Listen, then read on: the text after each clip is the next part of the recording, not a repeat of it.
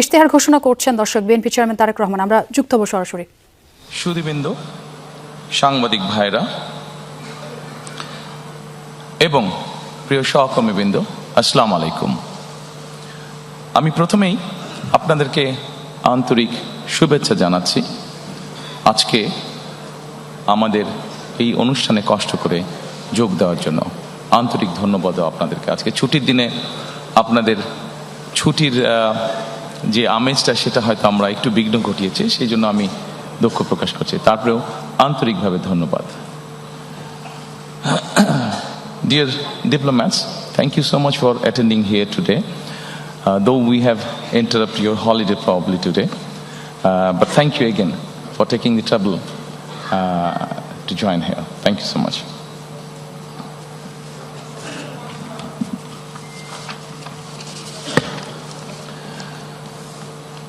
সম্মানিত উপস্থিতিবৃন্দ, আজকে থেকে ৪৭ বছর আগে দেশ এবং জনগণের প্রয়োজনে বাংলাদেশ জাতীয়তাবাদী দলের জন্ম হয়েছিল। প্রতিষ্ঠার পর থেকে আজ পর্যন্ত বিএনপি তার আদর্শ থেকে বিচ্যুত হয়নি, চেষ্টা করেছে সবসময় তার যে আদর্শ সেটার ভেতরে থাকার জন্য। বিএনপির প্রতিষ্ঠাতা স্বাধীনতার ঘোষক শহীদ রাষ্ট্রপতি জিয়াউর রহমান দেশ পরিচালনার দায়িত্ব নিয়ে দেশের স্বাধীনতা সার্বভৌমত্বকে সুদৃঢ় করার চেষ্টা করেছিলেন। তিনি দেশে বহুদলীয় গণতন্ত্র করেছিলেন প্রতিষ্ঠিত, দেশে বাক এবং ব্যক্তি স্বাধীনতা ফিরিয়ে দিয়েছিলেন। একটি দুর্নাম ছিল স্বাধীনতার পরবর্তীতে তলাবিহীন ঝুড়ি বাংলাদেশের।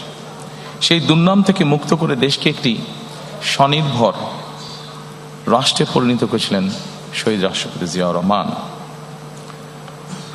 তার শাহাদাত বরণের পরে দেশে আবারও স্বৈরাচারের শাসন প্রতিষ্ঠিত হয়েছিল। দেশনেত্রী বেগম খালেদা জিয়ার আপসহীন সংগ্রামের মাধ্যমে দেশ স্বৈরাচার মুক্ত হয়েছিল। জনগণের রায় বেগম খালেদা জিয়া রাষ্ট্র পরিচালনার দায়িত্ব পাবার পরে দেশে গণতন্ত্রকে প্রাতিষ্ঠানিক রূপ দিয়েছিলেন, দেশে প্রতিষ্ঠিত করেছিলেন সংসদীয় গণতন্ত্র। নারী শিক্ষার প্রসার ঘটানোর জন্য দেশে নারীদেরকে দ্বাদশ শ্রেণী পর্যন্ত বিনা বেতনে শিক্ষার সুযোগ করে দিয়েছিলেন। দেশনেত্রী বেগম খালেদা জিয়ার নেতৃত্বে 2001 সালে তৃতীয়বারের মতন রাষ্ট্র পরিচালনার দায়িত্ব পেলে বেগম খালেদা জিয়া অর্থনীতিকে বাংলাদেশকে এশিয়ার এমার্জিং টাইগারে পরিণত করেছিলেন।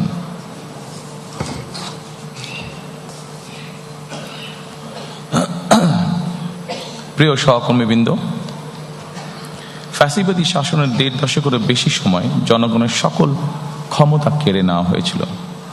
দেশকে পরিণত করা হয়েছিল একটি তাবেদার রাষ্ট্রে। দেশের সকল সাংবিধানিক প্রতিষ্ঠানগুলোকে অকার্যকর করে দেওয়া হয়েছিল। হাজারো প্রাণের বিনিময়ে বাংলাদেশ ফ্যাসিবাদ মুক্ত হয়েছে।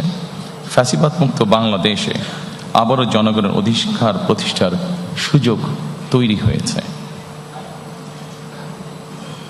সম্মানিত উপস্থিতিবৃন্দ, এবার বাংলাদেশ পুনর্গঠনের পালা। প্রায় 20 কোটি মানুষের জন্য বাংলাদেশকে একটি গণতান্ত্রিক নিরাপদ রাষ্ট্রে প্রতিষ্ঠিত করার পালা। বাংলাদেশকে বর্তমান এবং ভবিষ্যৎ প্রজন্মের জন্য একটি নিরাপদ রাষ্ট্রে পরিণত করার জন্য বিএনপি কতগুলো সুনির্দিষ্ট পরিকল্পনা গ্রহণ করেছে। দেশ এবং জনগণের সুনির্দিষ্ট পরিকল্পনাকেই আমি বলেছিলাম আই হ্যাভ এ প্ল্যান। এই পরিকল্পনায় দেশের 4 কোটিরও বেশি তরুণ, দেশের অর্ধেক জনসংখ্যা যারা নারী, কোটি কোটি কৃষক শ্রমিকের জন্য দেশ এবং বিদেশে কর্মসংস্থান একটি স্বনির্ভর বাংলাদেশ গঠন করার জন্যই প্রতিটি সেক্টর ভিত্তিক কর্ম পরিকল্পনা আমরা গ্রহণ করেছি। আগামী 12ই ফেব্রুয়ারি জাতীয় নির্বাচনকে সামনে রেখে বিএনপির পরিকল্পনাগুলো ম্যানিফেস্টো আকারে আমি আপনাদের সামনে সংক্ষেপে এখন উপস্থাপন করতে চাই। আমি চেষ্টা করব খুব সংক্ষেপে বলার জন্য, খুব দীর্ঘ করে আপনাদের বিরক্তির উদ্রেক আমি করতে চাই না।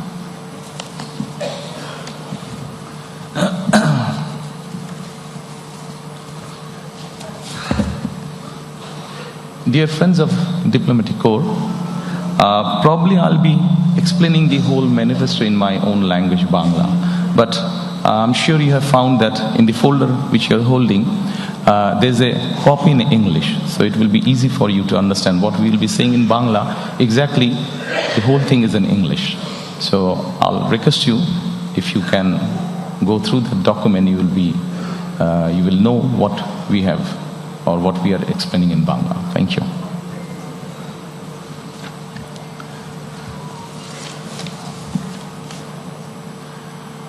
সম্মানিত উপস্থিতিবৃন্দ, আমাদের সামগ্রিক পরিকল্পনাটিকে আমরা একটু ভাগ করেছি। মোটামুটি আপনাদের সামনে স্ক্রিন যেটা আছে, দুপাশে স্ক্রিন আপনারা যদি দেখুন, এই স্ক্রিনে আমরা 5টা স্তম্ভের মধ্যে বা 5টা ভাগে আমরা ভাগ করেছি এবং এই 5টা ভাগকে যদি আমরা দেখি, এর ভেতরে আমরা বাকি জিনিসগুলোকে নিয়ে আসার চেষ্টা করেছি। আমাদের কাছে যতটুকু মনে হয়েছে কোনটা কোথায় সামঞ্জস্যপূর্ণ, সেভাবে আমরা সেই ডিপার্টমেন্টের মধ্যে সেগুলোকে আমরা ইনসার্ট করেছি। প্রথমে আমরা যেটি বলেছি রাষ্ট্র ব্যবস্থার সংস্কার, দ্বিতীয়ত আমরা বলেছি বৈষম্যহীন আর্থসামাজিক উন্নয়ন ও টেকসই রাষ্ট্রীয় সক্ষমতা অর্জন, তৃতীয়ত আমরা বলেছি ভঙ্গুর অর্থনীতির পুনর্গঠন ও পুনরুদ্ধার, চতুর্থত আমরা বলেছি অঞ্চল ভিত্তিক সুষম উন্নয়ন এবং পঞ্চম বা শেষ যেটি ধর্ম, সমাজ, ক্রীড়া, সংস্কৃতি ও সংহতি বিষয়ক যে বিষয়গুলো আছে। এখন আমরা প্রথমেই চলে আসি রাষ্ট্র ব্যবস্থার সংস্কার।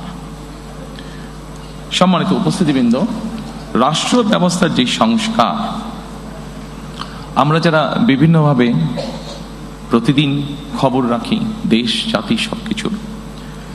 সবকিছু দেখে আমরা এতটুকু বুঝেছি আমাদের রাষ্ট্রীয় ব্যবস্থার মধ্যে বেশ কিছু সংস্কারের প্রয়োজন আছে।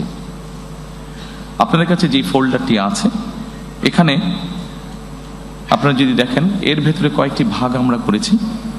গণতন্ত্র ও জাতি গঠন, মুক্তিযুদ্ধ, অভ্যুত্থান, সাংবিধানিক সংস্কার, সুশাসন এবং স্থানীয় সরকার। আমি ডিটেইল আলোচনায় যাব না।